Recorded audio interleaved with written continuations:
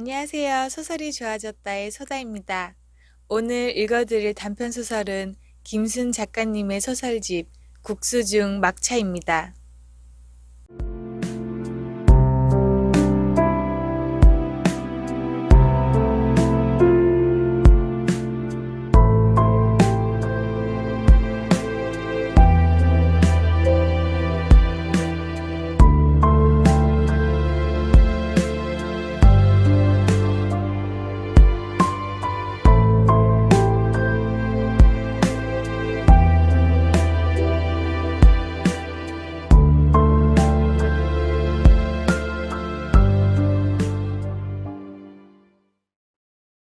소설이 좋아졌다. 고속버스의 승객이라고는 고작 넷이었다. 순옥과 남편, 사내 둘. 버스가 출발하기 10여 분 전부터 그녀와 남편은 운전석 줄 5번째 칸을 차지하고 앉아 있었다. 고속버스가 터미널을 빠져나가 고속도로에 들어서도록 남편은 질끈 내려감은 눈을 뜨지 않았다. 히터를 한껏 틀어 고속버스 안 공기는 덥고 건조했다. 아직 2월 중순이라 히터를 끄면 손발이 금세 시려올 것이었다. 눅눅한 걸레 냄새와 쉬어터진 김밥 냄새, 지려진 어묵 국물 냄새가 뒤섞여 떠돌아 그녀는 벌써부터 멀미가 났다. 흡사 알루미늄 포일을 구기는 소리가 아까부터 그녀 뒤쪽에서 들려왔다. 멀어도 어지간히 멀어야지요. 어지간히. 그녀는 의자 등받이가 박제 거북의 등딱지처럼 딱딱해 영 불편했다. 어딘가 어긋난 관절처럼 헐거워졌는지 의자는 그녀가 뒤척거릴 때마다 끽 비명을 내질렀다. 그렇다고 촐싹 다른 의자로 바꾸어 앉아야 할 만큼은 아니었다. 그녀의 앞뒤로 빈 의자야 얼마든지 있었지만 별반 나을 것 같지 않았다. 일반인데다 오래된 고속버스였다. 그렇지 않아도 고속버스는 탈수 중인 세탁기처럼 흔들림이 심했다. 내일 미선 엄마가 머리 좀 해달라고 했는데 그녀는 차창 쪽으로 얼굴을 돌렸다. 콜타리를 바른 듯 검게 번들거리는 차창에서 남편 얼굴을 찾았다. 그녀 얼굴 뒤로 남편의 옆 얼굴이 눈에 들어왔다. 남편의 옆 얼굴은 물속에 묵직히 가라앉은 돌덩이처럼 붓고 일그러져 보였다. 뭉텅한 턱 밑으로 손을 들이밀고 들추면 이끼뭉치 같은 다슬기가 두어 달라붙어 있을 것 같았다. 못 받아도 25,000원은 받을 텐데 남편은 그러나 아무 대꾸가 없었다. 그 옆편네 다른 미장원에 다니는 것 같더니만 시장 안에 있는 보람 미장원요. 어쩐 일로 머리 해달라고 전화까지 했지 뭐예요. 일이 이렇게 될 줄 알았으면 미선 엄마한테 오늘 오라고 할 걸 그랬어요. 알루미늄 포일을 구기는 소리가 계속 들려와 그녀는 고개를 훌쩍 들어 뒤쪽을 살폈다. 빈 의자들 넘어 배죽이 튀어나온 검은 머리가 그녀의 눈에 들어왔다. 의자들에 가려 얼굴과 몸이 전혀 보이지 않아 가발이라도 걸쳐놓은 것 같았다. 하기는 그렇게나 느닷없이 전화가 올 줄 알았나요. 그때 정전인가 싶게 고속버스 실내가 갑자기 어두워졌다. 환하게 켜져 있던 조명들이 전멸하듯 일제히 꺼져든 것이다. 그녀는 무릎 위 쥐색 청가방 지퍼를 더듬더듬 내리고 그 안으로 손을 집어넣었다. 휴대전화를 찾아 꺼내들고 혹시나 부재중 전화가 걸려왔나 살폈지만 한 통도 와 있지 않았다. 그녀는 휴대전화를 도로 가방 속에 집어넣었다. 전화가 온 게 몇 시였대요? 남편은 여전히 아무 대꾸가 없었다. 뉴스를 하고 있었으니까 7시가 조금 넘어서였을 거예요. 그녀의 휴대전화 벨이 울릴 때 그들은 텔레비전을 틀어놓고 저녁을 먹고 있었다. 고등어와 지진 무청을 씹다 말고 그녀는 전화를 받았다. 무청은 쌉싸래한 맛이 우러나도록 씹어대야 할 만큼 즐겼다. 아들이었다. 며느리가 오늘 밤을 못 넘길 것 같다는 소식을 전하면서 아들은 울먹이고 있었다. 통화를 마치자마자 뱉어버리려던 무청을 얼떨결에 삼키고 말았다. 무청은 위와 창자를 거치는 동안 삼실만큼 질긴 섬유질만 남아 내일이나 모레쯤 화장실에서 무던히 애를 쓰게 할 것이었다. 며칠 전에 통화할 때만 해도 반년은 더 살 수 있을 거라고 했잖아요. 반년은요. 며느리의 대장에서 처음 암덩어리가 발견된 것은 5년 전이었다. 대장을 10cm나 잘라내는 수술과 항암치료 덕분에 근 1년은 별탈 없이 완치되는가 싶더니 재발했다. 또다시 항암치료를 받는 와중에 암은 자궁과 위, 폐로 번졌다. 기적조차 바랄 수 없는 지경인데도 며느리는 입원과 퇴원을 출퇴근하듯 반복했다. 퇴원했다는 소식이 들리기 무섭게 입원했다는 소식이 들려왔다. 며느리가 또다시 병원에 입원한 건 한 달쯤 전이었다. 그녀는 그 소식이 새삼스럽지도 절망적이지도 않았다. 며느리가 어느 지경으로 악화됐는지 두 눈으로 확인하기 위해 당장 서울로 올라갈 형편도 아니었다. 아들이 전화했을 때 그녀는 대성 떡집 딸내미의 머리를 깎고 있었다. 40살이나 먹은 그 집 딸내미는 지적 장애인이었다.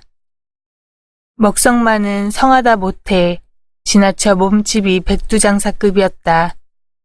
그녀와 46년 개띠 동갑인 대성 떡집 여자는 어딜 가든 딸을 수족처럼 데리고 다니는 것으로 모자라 자신이 죽으면 관 속까지 데리고 들어갈 거라는 말을 입에 달고 살았다.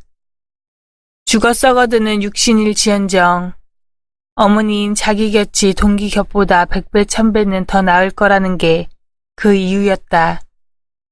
동기간이 뭔 소용인가. 서로 뜯어먹을 거나 있어야 붙어 살라고 하지. 남보다 못하다, 남보다.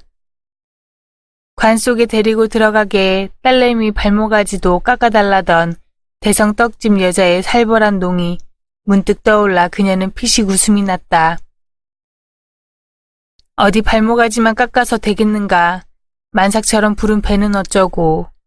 그녀는 쓸데없이 떠오르는 생각을 떨치려 고개를 저었다.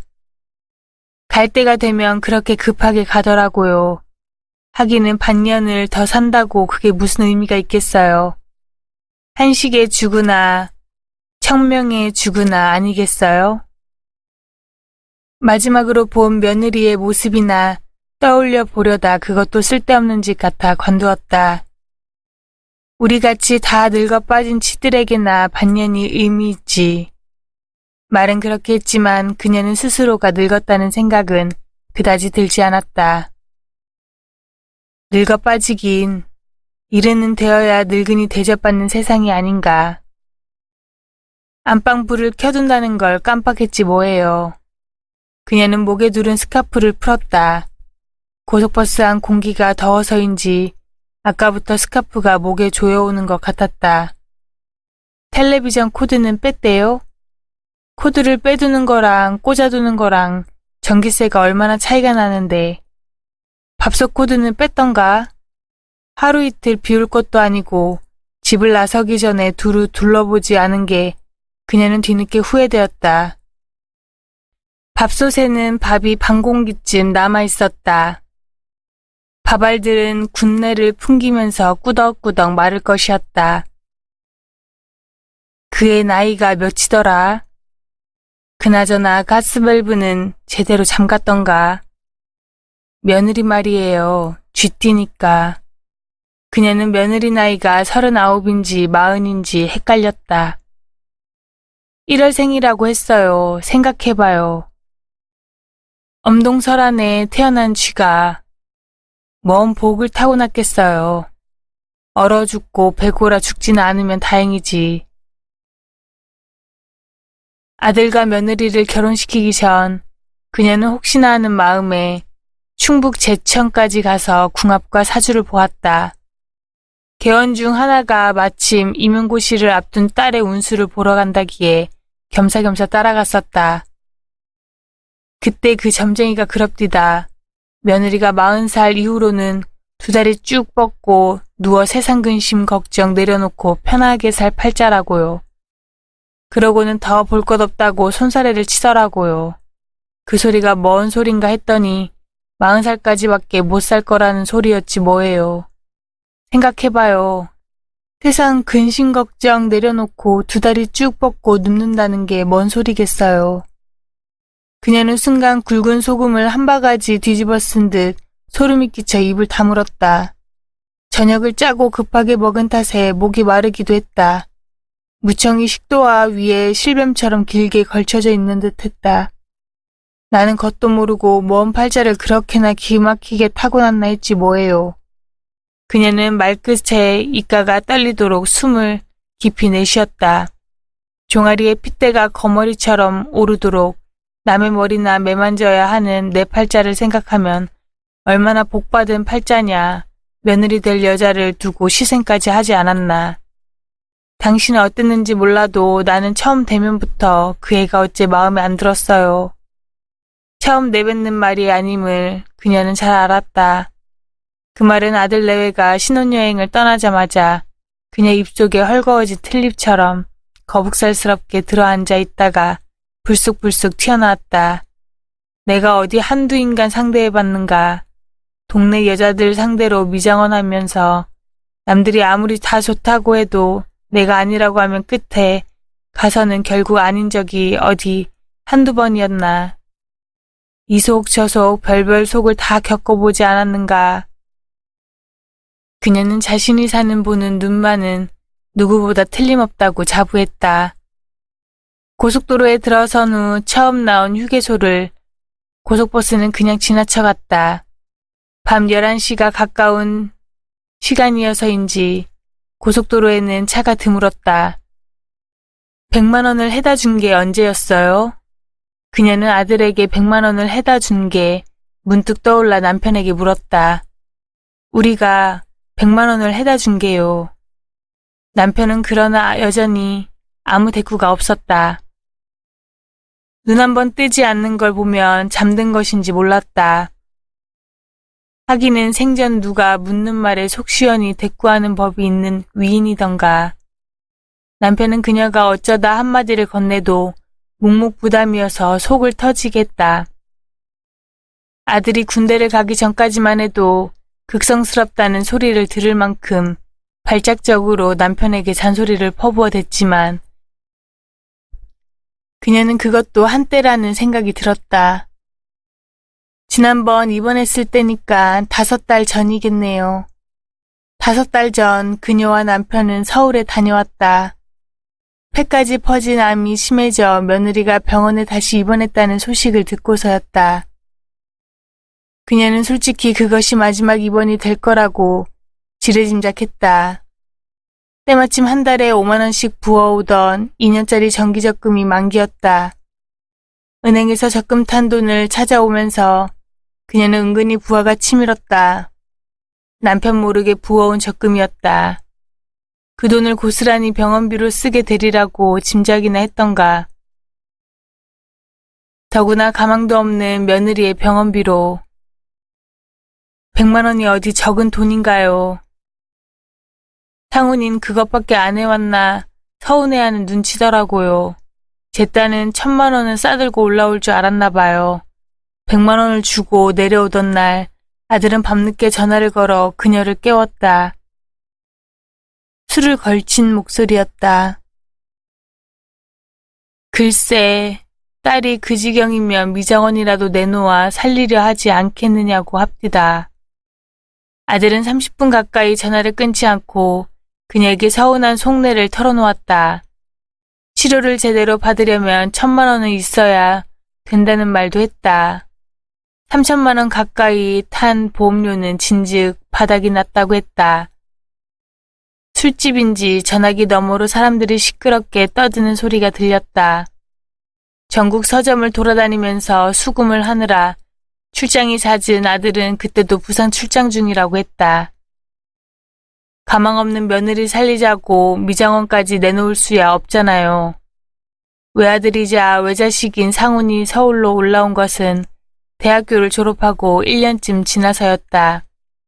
대학교 선배라는 사람의 소개로 출판사 영업부 사원으로 취직이 되었다. 기껏 영업일을 하자고 서울까지 부득부득 기어 올라가나 못마땅하고 어째 미덥지 않았지만 그녀는 아들을 붙잡지 않았다. 붙들어 앉혀놓는들 별다른 도리가 없었다. 서울로 올라간 지 12년 만에 겨우 제 집이라고 빌라를 장만하더니만 며느리의 대장에서 덜컥 암덩어리가 발견되었다. 빌라라고 해야 겨우 15평밖에 안 되었다. 그것도 순전히 모아둔 돈으로만 장만한 것이 아니라 그녀가 올려보낸 돈을 보태고도 모자라 은행에서 융자까지 얻었다고 했다. 그녀는 그때도 적금 탄 돈 500만 원을 올려보냈고 아들은 자신이 바라던 것보다 적었는지 못내 서운해했다. 아들 통장으로 입금했다고는 하지만 며느리는 500만 원을 고맙게 잘 받았다는 전화 한 통 없었다. 아들이 빌라로 이사하고 한 달쯤 지나 그녀는 남편과 서울에 다녀왔다. 때마침 서울에서 친정조카 결혼식이 있어 겸사겸사 다녀온 것이었다. 아들이 장만한 빌라를 둘러보면서 그녀는 기쁨보다는 실망이 앞섰다. 어떻게 생긴 집이 네모 반듯하지가 못하고 각이진데다 거실 창문을 열면 고가도로가 보였다. 그 집에서 한 1년 살면 없던 병도 저절로 생기겠다는 말이 신물처럼 올라오는 것을 그녀는 꾸역꾸역 되삼켰다. 베란다는 세탁기 하나 겨우 들어놓을 만큼 좁았다. 저녁으로 식당에서 1인분에 8,000원인가 하던 돼지갈비를 구워 먹으면서 아들은 언젠가 될지 모르는 재개발을 꿈꾸었다. 그녀는 500만 원을 보태주고도 시부모 노릇을 제대로 못한 것 같아 내내 며느리의 눈치가 보였다. 그녀는 그래도 그때 가호 시절이었던 듯 새삼스럽게 추억되었다. 돼지갈비가 타면서 피어오르던 자꾸만 그녀의 얼굴을 맵게 덮쳐오던 거무스름하고 기름진 연기가 그립기 마저 했다. 설사 미정원 내놓아 살려놓는다 쳐요. 지들이 우리를 죽을 때까지 먹여 살리기나 할 거래요. 한국까지 나온 남편은 일평생 이렇다 할 직업을 가진 적이 없었다. 여태껏 먹고 산 것도 아들을 대학교까지 가르친 것도 장가 보낼 때 3천만 원 넘게 전세금이나 마련해 준 것도 그녀가 그나마 미장원을 해서 벌어들이는 돈으로 가능했다. 그래봤자 동네 미장원이었다. 자식이라고는 상훈뿐이어서 그렇지 그녀는 아래로 하나 더 있었더라면 어림도 없었을 거라는 생각이 절로 들었다. 그녀가 맞선으로 만난 남편과 선뜻 결혼을 결심한 것은 오로지 상고를 낳았다는 이유 하나 때문이었다. 그녀가 처녀 때만 해도 대학은커녕 고등학교 나오기가 쉽지 않았고 상고만 낳아도 공무원으로 곧잘 취직이 되었다. 남편의 동창 계원들만 해도 공무원이 여럿 있었다. 시청 말단 공무원으로 시작해 상수도 사업 본부장까지 지낸 이도 있었다. 1년에 고작 2번, 그것도 명절에나 겨우 용돈 하라고 5만 원 아니면 10만 원밖에 내놓지 않던 것들이 그게 다 내가 미장원을 해서 그래요. 요즘 세상에 동네 여자들 상대로 미장원에서 버는 돈이 얼마나 된다고. 그녀가 미용 기술을 배운 것은 아들을 낳고 1년쯤 지나서였다.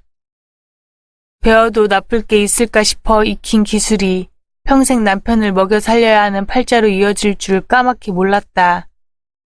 남편은 끼가 있어 여색을 밝히는 것도 그렇다고 술이나 노름에 빠져 속을 썩이는 것도 아니었다. 성격이 토끼처럼 온순한 편이라 그녀가 아무리 잔소리를 퍼부어도 욕설 한번 내뱉은 적이 없었다. 그러고 보면 남편은 깔끔하게 자신의 입성을 차리는 것 말고 할 줄 아는 게 한 가지도 없는 위인이었다. 막차가 끊겼으면 택시라도 잡아타고 서울로 올라가야 할 판에 남편은 별 구김도 없는 기지바지를 다림질해 차려입지 않았는가. 그녀 속을 태우려고 작정하고 나선 듯 손수건까지 다림질해 외투 주머니에 챙겨 넣었다. 기우뚱 가라앉은 배에서 뛰어내리듯 허둥거린 것은 그녀 자신뿐이었다. 혹시나 막차가 끊길까 일각이라도 서둘러 택시를 잡으려고 도로로 뛰어내려가 팔을 부러진 갈대줄기 마냥 흔들어댄 것도 어제 오늘 손님이 달랑 한 명뿐이라고요. 그것도 파마 손님이 아니라 염색 손님요. 그깟 염색을 해주고 얼마나 받는다고. 자반 한 손 사고 달래 한 묶음 사니까 그 돈이 다 날아갑디다. 그녀는 고속버스 앞쪽에 달아놓은 전자시계를 올려다 보았다. 한참 달린 것 같은데 고속버스가 출발한 지 고작 40분밖에 지나지 않았다. 된장국에나 넣어 먹을까 별 향도 없는 달래가 2,000원씩이나 할 건 뭐래요. 양념장을 만들려고 산 달래였다. 염색 손님이 간 뒤 다듬어 놓은 달래는 비닐봉지 안에서 짓 물을 것이었다. 자반 지진 것도 반이 더 남았다. 그녀는 차창으로 고개를 돌렸다. 언제 나타났는지 고속버스 한 대가 그들이 탄 고속버스와 나란히 달리고 있었다. 그녀는 사람이 몇 명이나 타고 있나 궁금해 그 버스 안을 빤히 들여다보았다. 어디서부터 어디까지 가는지 모르지만 그 고속버스는 대낮처럼 실내등을 환하게 밝히고 있었다. 저 고속버스에는 사람이 한 명도 없네요. 한 사람도요. 어떻게 한 사람도 안 탔을까? 별일이라는 듯 구시렁거렸지만 그녀는 솔직히 고속버스에 사람이 타고 있지 않는 사실이 그다지 신기하지 않았다. 저녁도 훨씬 지난 밤인데다 평일이었다. 더구나 월요일이나 금요일도 아닌 화요일이었고 그녀와 남편이 타고 있는 고속버스에도 승객이 고작 해야 네뿐이었다. 저녁 때 아들의 느닷없는 전화가 걸려오지 않았다면 고속버스는 달랑 2사람을 태우고 고속도로를 5시간 남짓 달려갔을 판이었다. 설마하니 한 사람도 안 탔을까. 잡는 것이 아니었는지 남편이 불쑥 대꾸를 해왔다.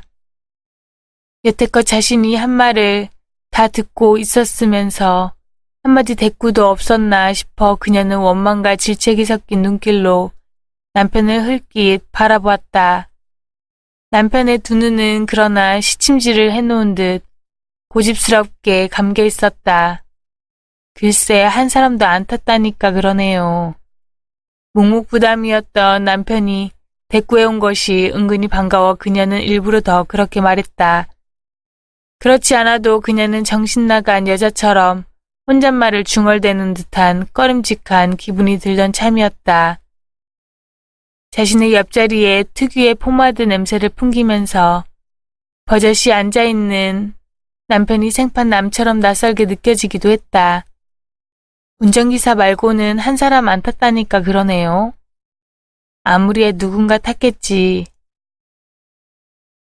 남편은 그렇게 중얼거릴 뿐 감은 눈을 뜨려고 하지 않았다. 타긴 누가 탔다는 거예요. 한 사람도 안 탔는 걸. 그녀는 짜증이 치밀어 핏대를 세웠다. 틀림없이 누군가 탔을 거야. 차창이 떨리는 소리와 뒤섞여 들려오는 남편 목소리가 잠꼬대처럼 늘어졌다. 뭐라고요? 틀림없이.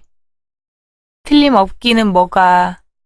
그녀는 한마디 쏘아붙이려다가 자포자기하는 심정으로 관두었다. 엉뚱한 소리를 하려거든 차라리 대꾸를 말지. 쓸데없이 고집을 부리나 싶었다. 속을 긁어낸 멍게 껍질처럼 텅 빈 고속버스는 그들이 탄 버스를 추월하더니 조금씩 멀어져 한 점 빛으로 반짝거리다가 어둠 속으로 사라졌다. 그녀와 남편이 탄 고속버스가 그 어둠을 향해 전조등 불빛을 무심히 내쏘았다. 염색약 냄새가 왜 그렇게 역겨운지 모르겠어요. 그녀는 차창에 떠오른 자신의 얼굴을 빤히 바라보면서 중얼거렸다. 얼굴이 꼭 말라 비틀어진 감자 같았다. 상운을 낳은 뒤로 늘어진 눈두덩 밑으로 짙게 낀 기미는 막 돋아나기 시작한 싹 같았다. 독을 품은 보라색 싹들이 금방이라도 무성하게 자라나 얼굴을 뒤덮어 버릴 것 같은 기분이었다.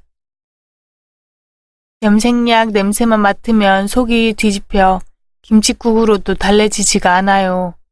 그렇다고 염색 손님을 안 받을 수도 없고 탈수한 수건들을 널지 않았다는 것을 문득 깨닫고 그녀는 말끝을 흐렸다. 저녁을 먹고 나서 넌다는 걸 그만 깜빡했다. 하기는 수건 널 정신이 어디 있었는가. 그것도 한두 장도 아니고 20장은 넉넉히 되는 수건을. 빨라야 닷새 뒤에나 내려갈 수 있으리라. 그동안 수건들은 세탁기 안에서 악다구니 쓰듯 뒤엉킨 채 큼큼한 냄새를 풍기면서 썩어갈 것이다.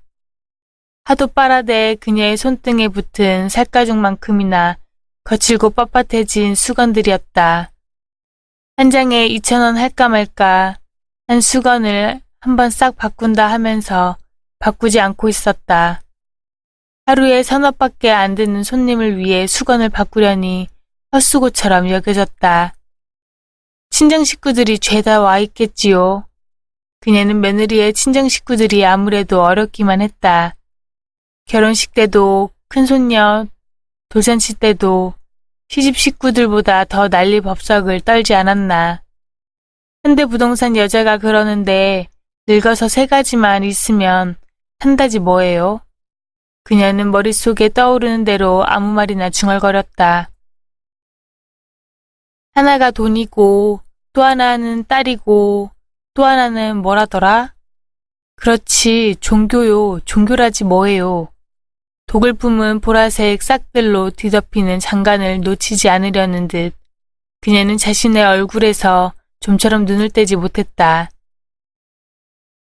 우리한테는 글쎄 그 셋 중 어느 하나 없지 뭐예요. 돈도 딸도 흔하디 흔한 종교도요. 그 고속버스예요. 전멸하는 불빛처럼 사라진 지 10분이나 지났을까. 그녀가 감았던 눈을 도로 떴을 때 그 버스가 어느 결에 나타나 그들이 탄 버스와 나란히 달리고 있었다. 아까 그 고속버스요. 그 고속버스는 여전히 불을 환하게 밝히고 있었다. 한 사람도 태우지 않은 그 버스 말이에요. 혹시나 하는 마음에 그녀는 버스 안을 아까보다 더 유심히 둘러보았다. 그러나 역시나 버스에는 한 사람 타고 있지 않았다. 운전기사도 없이 저 홀로 철필대 속 같은 고속도로를 유령처럼 내달리는 것은 아닌가 하는 의심마저 들었다. 정말 한 사람도요. 아까와 달리 남편은 아무 대꾸도 하지 않았다. 글쎄 잠든 것인지 몰랐다. 너무 바짝 붙어서 달리고 있어서인가 그녀는 자신과 남편이 그 고속버스에 타고 있는 것 같은 착각이 들었다. 그 고속버스에 남편과 그녀 자신 그렇게 단둘이 타고 있는 것 같은 목적지가 어딘지도 모른 채 마냥 그렇게 흔들리면서 정주하지 못하고 부유하듯 실려가는 것만 같은 빈 의자들과 함께 우리는 그저 죄인처럼 죽은 듯이 있다가 내려오자고요. 그녀는 우엉을 쪽쪽 찢듯 목소리가 갈라지도록 나지막이 중얼거렸다. 죽은 듯이요. 그녀는 더 낮게 중얼거렸다. 그게 어디 우리가 지은 죄가 있어서인가요? 그녀는 일껏 목소리를 낮춘 게 무색하게 항변하듯 쏘아붙였다. 어디 지은 죄가 있어서겠냐고요. 세상 사람들이 얼마나 수군거리겠어요. 그녀는 고개를 가로저었다. 전후 사정을 제대로 알지도 못하면서 찢고 까불고 떠들어대는 게 세상 사람들 아니에요. 그녀는 원망과 포기의 심정이 뒤섞인 눈빛으로 남편을 흘겨보았다. 하기는 저 인간이 어디 세상 사람들 말에 귀 기울인 적 있던가. 신문과 뉴스에서 몇 날 며칠 떠들어대는 얘기에도 이렇다 저렇다 이런 방구 없는 흑사리 깝대기 같은 위인이 아닌가. 그녀는 차창 쪽으로 다시 고개를 돌리려다 말고 자신들과 대각선으로 앉은 승객을 바라보았다. 잠들었는지 목이 외투깃에 파묻히도록 고개를 수그리고 있는데도 그녀는 괜히 그 사내가 자신이 중얼중얼 내뱉는 말을 다 엿듣고 있는 듯해 찝찝했다. 그 사내뿐 아니라 뒤쪽에 앉은 또 다른 사내도 운전기사도 오로지 남편만이 자신이 짓거려대는 말을 전혀 듣고 있지 않는 것 같았다. 저희는 먼 일로 오밤중에 서울까지 올라가는가. 아무리 급한 일이라 한들 가까운 이가 죽고 사는 문제 때문은 아니리라. 며느리가 자궁을 드러내던 날 안 써도니 그럽디다. 암이 자궁까지 퍼져 며느리가 불가피하게 개복수술을 받던 날 그녀는 혼자 첫 차를 타고 서울로 갔다. 캄캄한 새벽에 밥 한 술 못 뜨고 집을 나섰는데도 서울 터미널에 도착하자 대낮이었다. 수술은 마취와 회복 시간까지 합쳐 6시간이 넘게 걸렸다. 며느리가 수술을 받는 동안 그녀는 어쩔 수 없이 안사돈과 둘이 대기실을 지켜야 했다.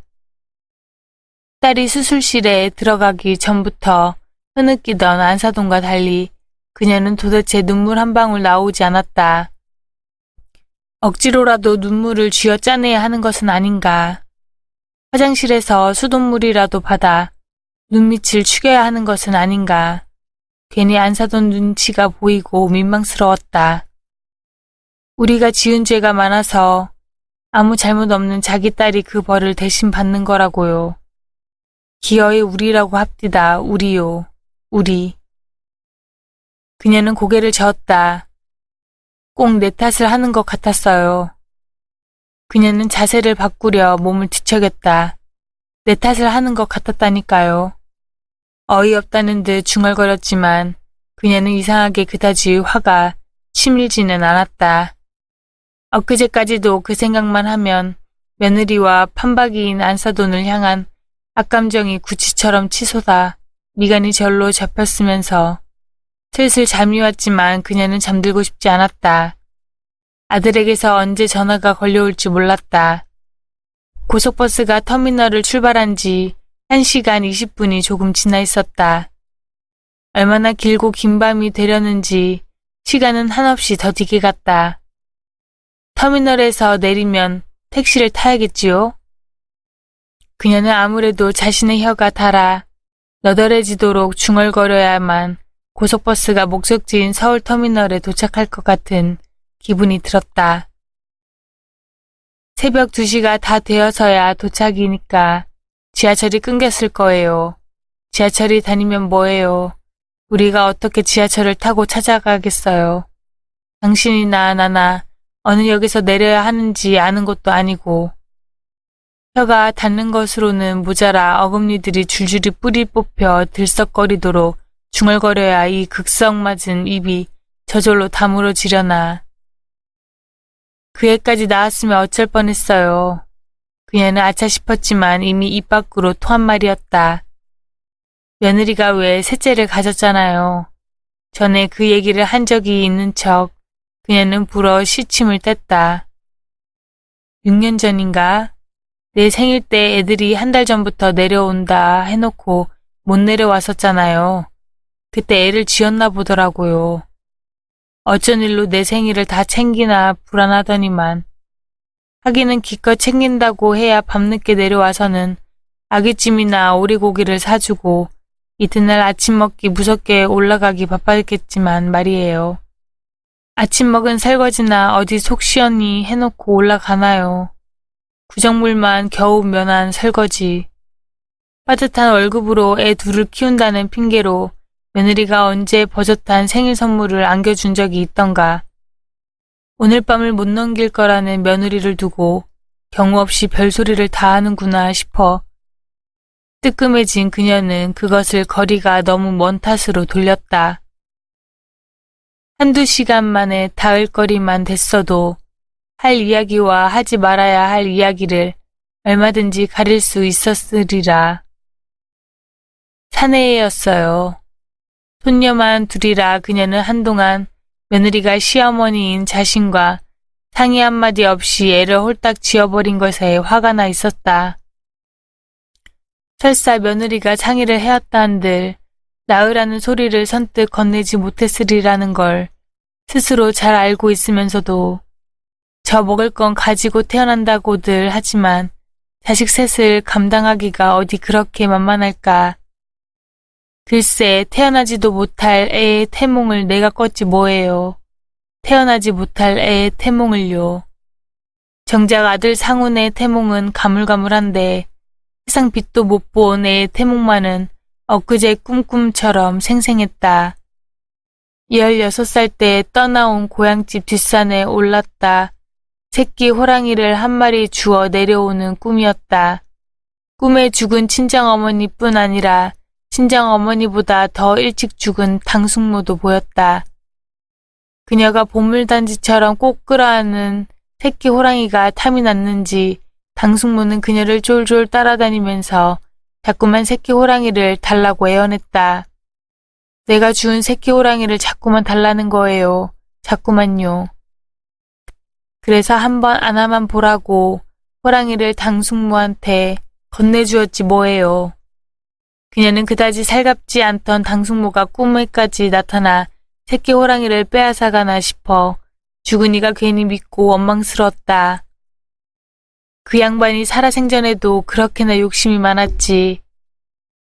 읍내에서 어물전을 해 돈깨나 만지고 살던 당숙모는 살아생전 욕심이 많았던 데다 딸만 넷을 낳은 친정어머니와 달리 아들을 5이나 낳아 그 유세 또한 눈꼴 사나울 정도였다. 아들 둔 호강이 겨워 말년을 호의호식하며 보낼 줄 알았는데 아들들에게 재산을 다 뜯기고 술집 마담이 된 딸에게 얹혀 살았다. 허우대 멀쩡하던 사위가 술집 여종업원과 바람이나 살림을 차리는 꼴까지 보고 나서야 허망하게 죽었다. 나는 태몽인 줄도 모르고 복권을 다 샀지 뭐예요. 생전 사지 않던 복권을 6장이나요. 그날따라 이상하게 미장원에 손님이 끊이지 않는 게 태몽인 줄 모르고 말년에 팔자가 필요한가 보다 했다니까요. 그녀는 말끝에 식도를 통째로 토하는 듯한 탄식을 내질렀다. 그 애까지 낳았으면 정말 어쩔 뻔했어요. 상훈이만 죽어나는 거지. 혹이 3이나 딸린 호라비한테 누가 시집을 온다 하겠어요. 버젓하게 안정된 직장이 있는 것도 아니고. 아들은 서울로 올라간 뒤 이런저런 이유로 여러 번 직장을 바꾸었다. 며느리를 만나기 전 반년 정도는 백수로 지냈다. 아들은 그때 신림동 쪽에 있는 고시원에서 생활했는데 그녀는 다달이 고시원비를 올려보내야 했다. 100만 원 가까이 카드비까지 져 그것을 갚아주기도 했다. 그래서인가 그녀는 출판사 영업일이라는 게 불안하고 영 미덥지 않았다. 그래서 은근히 아들이 변변한 직장을 가진 여자와 결혼했으면 싶었다. 대단찮아도 자신처럼 생활비쯤은 벌 기술이 있거나 대릴사위를 살더라도 처가 쪽이 돈푼께나 있었으면 하고 바라는 마음마저 있었다. 며느리는 아들이 다니던 출판사에서 격리를 보던 여자로 첫애를 낳고는 집에 들어앉아 살림만 했다. 벌어다주는 돈으로 살림이나 하는 주제가 아들이 청소기 한번 돌릴 줄 모른다면서 불평을 오죽 해댔는가. 그녀는 가방 속을 뒤적여 인절미가 든 비닐봉지를 찾아 꺼냈다. 혹시나 싶어 냉동실에서 한 덩어리 꺼내 가방에 챙겨 넣은 인절미는 아직도 차갑고 딱딱했다. 서울에 도착할 쯤에야 겨우 녹을 것이다. 말랑말랑 녹으려면 내일 아침은 되어야 할 것이다. 인절미를 괜히 싸왔다는 후회가 들었지만 어쩔 수 없었다. 그때만 생각하면 아직도 고깝고 괘씸하지 뭐예요. 그녀는 부스럭 소리가 나도록 인절미가 든 비닐봉지를 주물럭거렸다. 큰 손녀가 태어난 지 석 달쯤 되었을까. 한번 다녀갔으면 싶어하는 아들의 전화를 받고 그녀 혼자 서울에 다녀온 적이 있었다. 산후 우울증인가로 며느리가 힘들어하고 있다고 했다. 그녀는 사흘을 꼬박 머물면서 열무김치와 오이소박이를 한 톡씩 담아놓고 밑반찬도 서너 가지 만들어 냉장고에 넣어 주었다. 내가 제 집에 일하러 온 파출부도 아니고 빌라 계단을 다 내려가지도 않았는데 현관문을 야물치게 닫아버리지 뭐예요. 내같이 친정어머니였어 봐요. 계단까지 따라 내려오다 못해 미안하고 고마워 콜택시라도 태워서 보냈을 거예요. 현관문을 어찌나 세게 닫았으면 계단 난간이 다 흔들렸을까. 냉장고 청소에 화장실 청소까지 해준 걸 생각하면 그녀는 한동안 잠을 자다가도 두 눈이 단추구멍 벌어지듯 떠졌다. 등신처럼 뭐 잘 보일 게 있다고 며느리 속옷까지 삶아 널어놓고 왔을까. 이틀 밤을 자면서 얼마나 고단했으면 고속버스를 타고 내려오는 내내 한 번도 안 깨고 죽은 듯이 잠을 잤겠는가. 현관문 닫히던 소리는 아직도 그녀의 귓속에서 쟁쟁했다. 그녀는 그 뒤로 오기가 생겨 특별한 일이 아니면 아들 집에 다니러 가지 않았다. 어엿한 내 집 놔두고 뭐하러 며느리 눈치를 보면서 잠을 자나 싶어서였다. 그래서인가 장가 보낸 지 10년이 넘도록 아들 집에 다녀온 게 5손가락으로 셀 수 있을 정도였다. 무능한 아들을 둔 탓이라고 생각하려 해도 어찌나 속이 상하던지 그녀는 갈라져 나오는 목소리를 큼큼 가다듬었다. 아까운 차비 들여 올라가서는 그런 대접이나 받다니 고작 그런 대접이나요. 시어머니를 오죽 우습고 만만히 봤으면 겨우 서너 점 떠돌던 불빛이 부지불식간 허다하게 늘어나 있었다. 대전인가 했지만 벌써 그럴 리 없었다. 아들에게서는 왜 전화가 없는가. 그녀는 아들의 휴대전화로 한 번 더 전화를 넣으려다 관두었다. 밤이 지나려면 아직 멀었다. 고속버스가 서울에 도착하고도 4-5시간이 지나야 밤은 겨우 물러갈 것이었다. 당신이 뭘 알겠어요. 그녀는 얼떨결에 고속버스 안이 울리도록 새된 소리로 싸붙였다. 그녀는 자신의 목소리가 아니라 먹먹해진 귀가 울리는 것이라고 생각했다. 당신이 뭘 알겠느냐고요. 뭘. 여기가 어디쯤이래요? 단단히 굳은 염색약 같은 어둠 속에 석류알처럼 박힌 불빛들이 가물가물 멀었다. 대전이나 지났나? 속으로는 아직 대전에 못 미쳐도 한참 못 미쳤으리라 생각하면서 그녀는 그렇게 말했다. 대전만 지나도 반인데. 그녀는 차창을 괜히 손바닥으로 쓸었다. 서울이 대전쯤만 같아도 멀다 하지 않겠어요. 서울까지 꼬박 5시간이 걸리니 원. 말은 그렇게 했지만 그녀는 서울이 가까워오는 것이 그다지 달갑지 않았다. 아들만 아니었으면 생전 갈 일이 없을 서울이 차라리 나설 엄두조차 나지 않을 만큼 멀었으면 싶었다. 휴게소에 한 번은 들르겠지요? 그녀는 인절미를 한 덩이 떼어 입으로 가져갔다. 짱돌처럼 묵직하게 혀를 누르는 인절미를 우물우물 씹었다. 인절미가 품은 냉기가 헐거워진 어금니들을 시리게 했다. 그녀는 자신이 씻고 있는 것이 찹쌀덩어리가 아니라 혀만 같은 기분이 들었다. 불린 쌀을 빻아찐 뒤 뭉쳐 콩가루를 묻힌 찹쌀덩어리가 아니라 혀만. 그녀는 그럴 수만 있다면 혀를 씹어 식도 저 밑까지 삼켜버리고 싶었다. 당신은 어떤지 모르겠지만 나는 보고 싶지 않아요. 그녀는 덜 씹힌 인절미를 꿀꺽 삼켰다. 그것까지 봐서 뭐 하겠어요. 기껏 삼킨 인절미가 되올라오는 것 같아 그녀는 입안에 침을 끌어모아 삼켰다. 굳이 그것까지. 지켜본들 서로 간에 뭐 할 말이 있을까. 명절에나 겨우 얼굴 보던 사이가 뭔 정이 그렇게나 들었다고. 나도 그렇지만 며느리도 성격이 보통 쌀쌀한가. 남다른 정이 들었다 한들 새파란 며느리가 병에 찌들어 죽어가는 모습을 세상천지 어느 시어머니가 보고 싶겠는가. 차라리 날이 밝은 뒤에 출발할 걸 그랬어요. 첫 차를 타는 게 나을 뻔했다고요. 5시 30분이 첫 차던데. 워낙에 거리가 멀어 그렇게 했어도 아들과 사돈네가 이해했으리라 생각이 뒤미쳐 들었다. 막차가 끊겼다고 둘러대고 아침 일찍 출발할 걸. 우리가 그렇게 서두르지 않았으면 막차나 탈 수 있었겠어요? 막차를 놓칠까봐 빗대어 먹고 야반도주하듯 집을 나섰잖아요.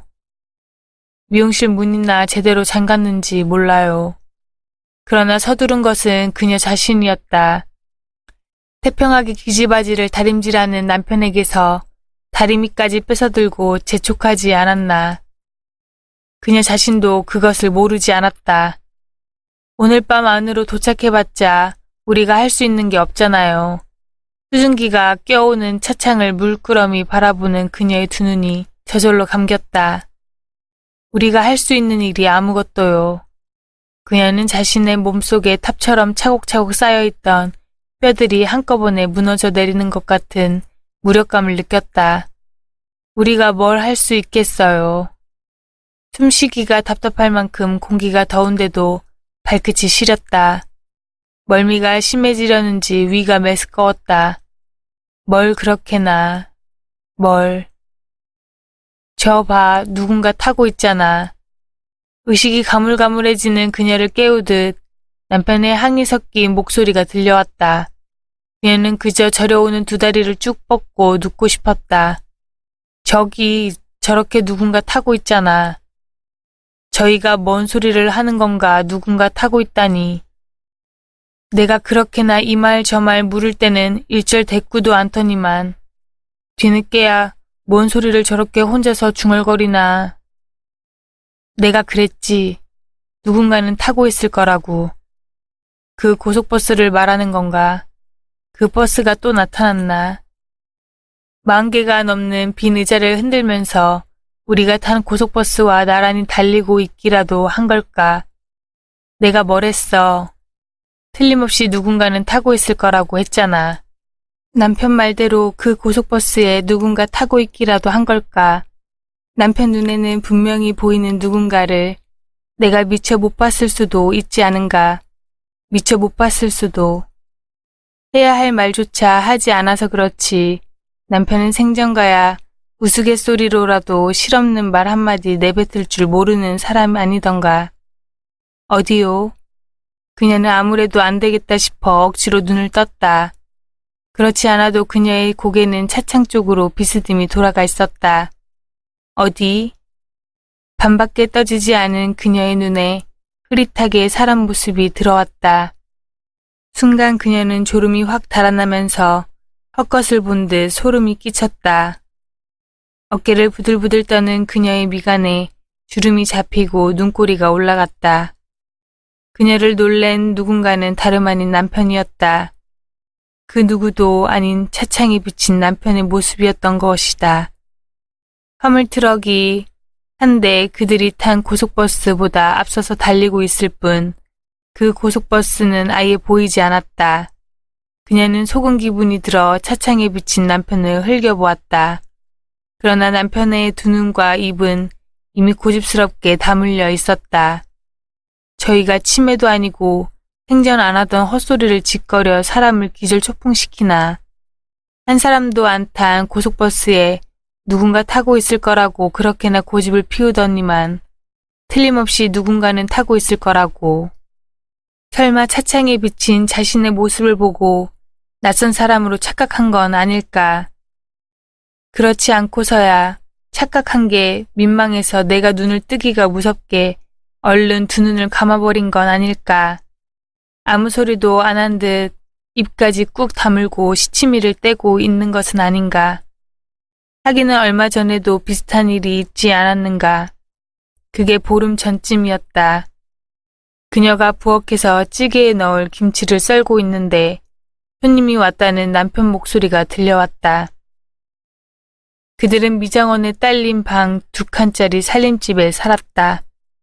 이틀 내내 커트 손님조차 없던 터라 그녀는 김치를 썰다 말고 미용실로 뛰어나갔다. 그러나 파마 손님이길 바란 게 무색하게 미용실에는 남편밖에 없었다. 죄인처럼 미용실 구석에 숨듯이 서서 거울을 빤히 들여다보고 있었다. 손님은요? 저기 계시잖아. 저기 어디요? 저기.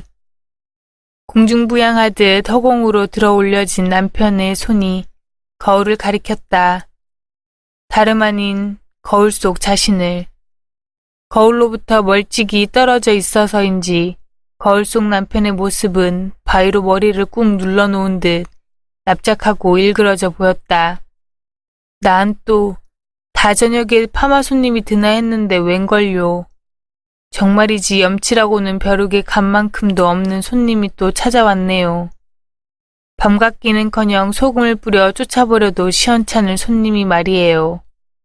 당신이 저 손님 좀 쫓아버려요. 다시는 못 찾아오게. 멀리 좀요. 멀리요 멀리. 그녀는 거울 속 남편을 향해 쇠네개 쏘아붙이고 부엌으로 갔다. 찌개를 끓이려다 기름을 잔뜩 두르고 김치 부침개를 부쳤다. 손님이 한 명도 들지 않는 미용실에 나와 텔레비전을 보면서 부침개를 뜯었다. 저희가 벌써 치매가 오는 건 아닐 테지. 남편은 그녀보다 5살 위인 68살로 칠순이 내일 모레였다. 평생 먹여 살린 것으로 부족해 치매 들린 꼴까지 보고 살아야 하는 건 아닌가. 아들에게서는 왜 통 전화가 없나. 며느리는 지금 죽은 사람인가 산 사람인가.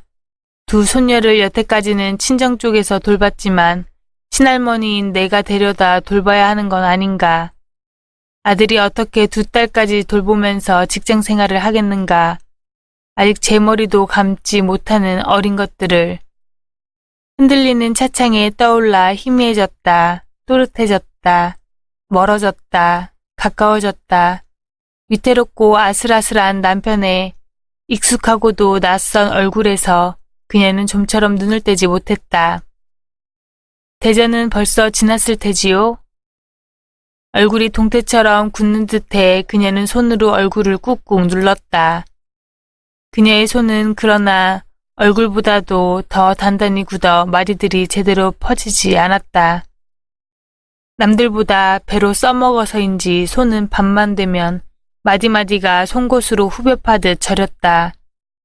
낮에 파마 손님을 3사람만 받아도 숟가락 들기가 무서울 만큼 10손가락이 저릿저릿 떨린다는 걸 저희가 어떻게 알겠는가.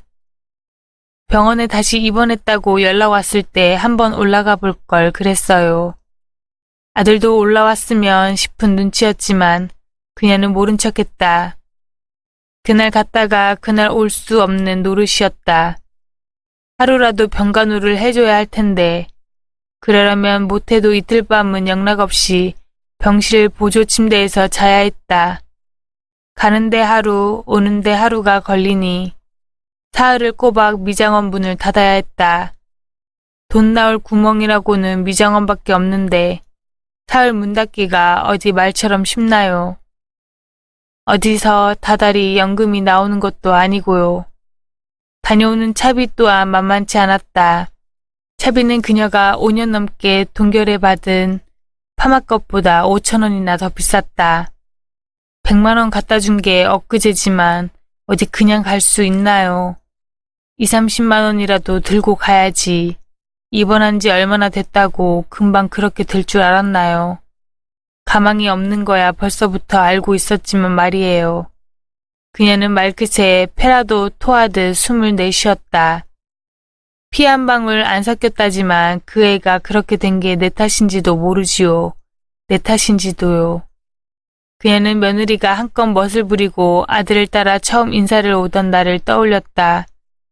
양 어깨를 훤히 드러낸 웨딩드레스를 입어 그녀의 눈살을 찌푸리게 했던 결혼식 날 모습을, 큰 손녀를 낳고 부은 얼굴로 산부인과 침대에 누워있던 모습을, 항암 치료를 받느라 머리카락이 흉하게 빠진 모습을, 며느리 대신 꾸었던 요상한 태몽을. 당신도 그렇게 생각해요? 그녀는 여전히 차창에 비친 남편의 얼굴에서 눈을 떼지 못하고 있었다. 내가 지은 죄가 많아서 그 애가 그렇게 되었다고 생각해요? 내 대신 그 애가 벌이라도? 그렇지, 벌이라도. 언젠가 남편의 한 동창 개연에게 150만 원을 빌려준 적이 있었다. 아주 큰 돈이 아니라 마지못해 빌려주었는데 그이가 그만 돈을 갚지 못하고 죽었다.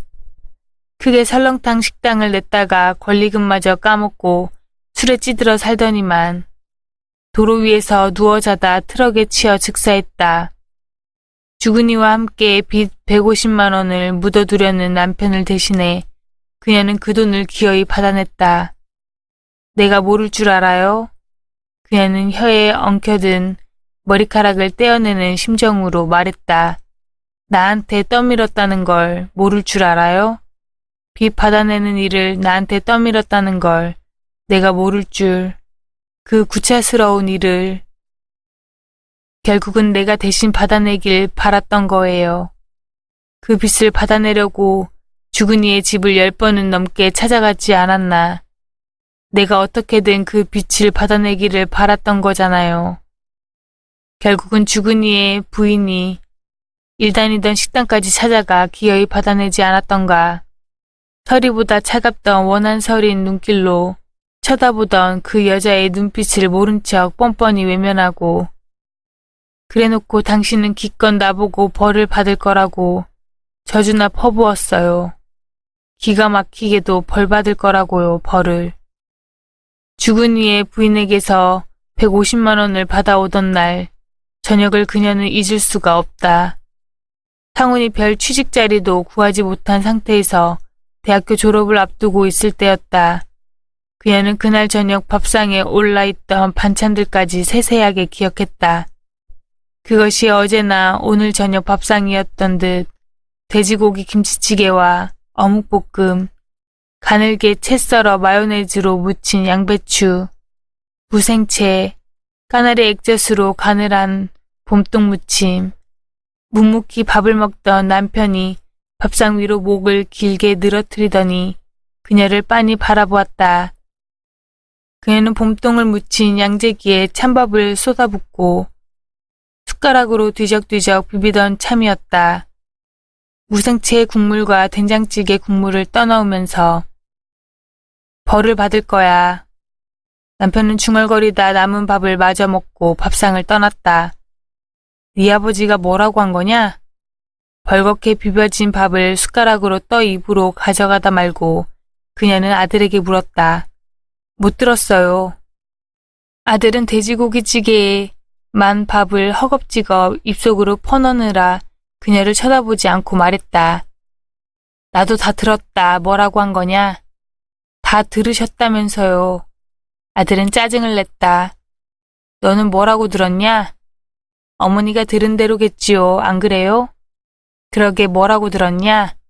벌을 받을 거래요. 밥상을 떠나면서 아들은 마지못한 듯 말했다. 이제야 옥산 휴게소네요. 고속버스는 옥산 휴게소도 그냥 지나쳐갔다. 그녀는 어쩐지 승객을 한 명도 태우지 않은 고속버스가 휴게소에서 쉬고 있을 것 같은 기분이 들었다. 실내등을 끄고 시동을 끈 채 죽은 짐승처럼 납작 엎드려 있을 것 같았다. 천안 휴게소에서나 좀 쉬려나? 그녀는 이상하게 슬프지도 막막하거나 절망적이지도 그렇다고 화가 치밀지도 않았다.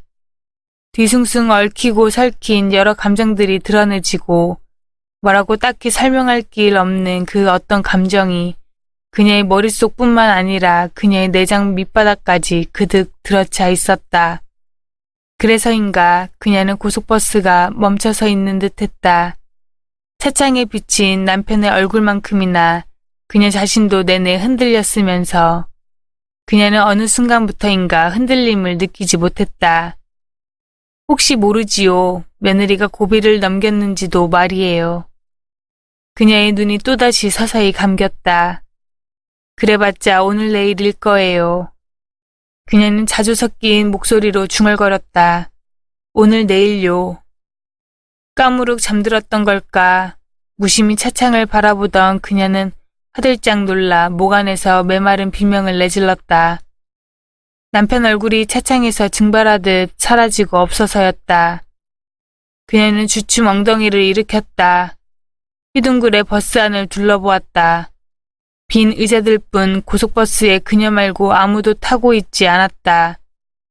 함께 타고 있던 다른 승객 둘도 운전기사도 고속버스가 시동이 꺼진 채 멈춰서 있다는 것을 그리고 그곳이 휴게소 주차장이라는 것을 깨닫고서야 그녀는 겨우 안심하고 도로 자리에 앉았다.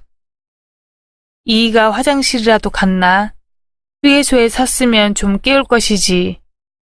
그나마 겨자씨만큼도 남지 않을 정남이마저 떨어지게. 그러나 다른 승객들과 운전기사가 차례로 돌아오도록 남편은 돌아오지 않고 있었다. 기사님, 사람이 덜 탔어요. 고속버스에 시동이 걸리기가 무섭게 그녀는 운전기사를 향해 다급히 소리질렀다. 사람이 덜 탔다니까요. 운전기사가 그제야 비적비적 일어나 버스 안을 둘러보았다. 아주머니도 참 누가 안 탔다는 거예요. 우리 집 양반이 아직 안 탔어요. 아주머니 남편 말이에요? 심드렁하게 내뱉는 운전기사의 손에는 종이컵이 들려 있었다. 글쎄 그렇다니까요. 아주머니 혼자 아니었어요? 혼자요? 아주머니 혼자였던 것 같은데. 운전기사가 고개를 가웃거리다 도로 운전석으로 가서 앉았다. 금방 올 거예요. 금방. 하지만 10분 가까이 지나도록 남편은 돌아오지 않았다. 시동이 걸려 있어서인지 고속버스가 당장이라도 출발할 것 같아 그녀는 불안했다. 아들로부터도 당장 전화가 걸려올 것 같았다. 출발해요. 운전기사가 협박조로 소리질렀다. 조금만 기다려봐요. 내가 가서 금방 찾아올게요. 그녀는 운전기사의 욕설 섞인 불평을 뒤로하고 고속버스에서 다급히 내렸다. 남편은 그러나 휴게소 화장실에도 장사가 끝나 서늘한 정적이 흐르는 식당에도 편의점에도 없었다. 커피 자판기 주변도 살폈지만 남편을 찾지 못했다. 남편이 돌아왔을까 싶어 고속버스 쪽으로 걸음을 내딛던 그녀는 얼어붙듯 멈추어 섰다. 꽃상녀처럼 환한 고속버스가 그녀 시야에 들어왔기 때문이다. 아무래도 고속도로를 유령처럼 내달리던 그 고속버스인 듯 싶었다. 승객을 한 명도 태우지 않고 그 버스는 돌아오지 않는 승객을 기다리듯 문을 활짝 열어 젖히고 있었다.